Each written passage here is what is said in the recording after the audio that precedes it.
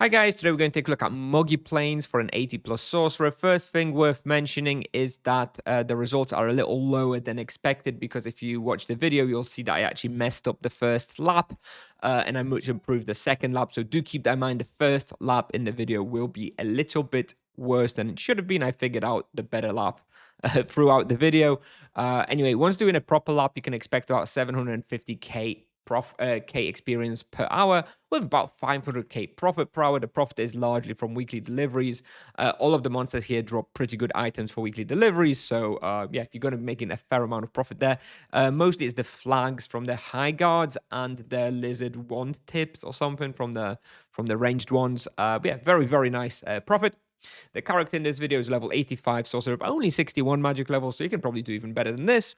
And yeah, here are the results, the analyzers, and the equipment that I had. I don't think you really need the dwarven armor, so I just had that because I've got it. If you came here with like a magic level armor unimbued, you're probably going to be all right as well. So no worries there. For the requirements, you need to have the New Frontier quest access to Muggy Plains. So this is like mission 7 or 8 or something. Not too bad, but also not that great. It is a bit of an annoying quest on low levels.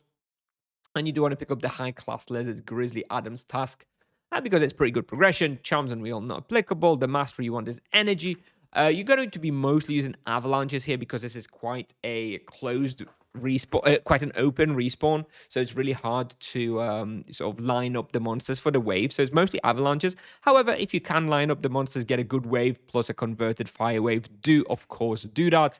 But yeah, I do think in my experience, it was mostly avalanches. So for the route, so what you would have seen me do on the first lap is something like this. I figured it will just do a small lap like this, but it was not enough. And it wasn't very good because you're kind of stuck with the killer caimans here. So that is a bad lap. What I do think you should do is go through here, like basically picking everything up, kind of like this. But then you kind of want to cut across north and go through here picking stuff up. There's like a really nice legionnaire pull here. Maybe try not to pick up all the killer caimans here from the lake. I mean, it's probably a little overkill.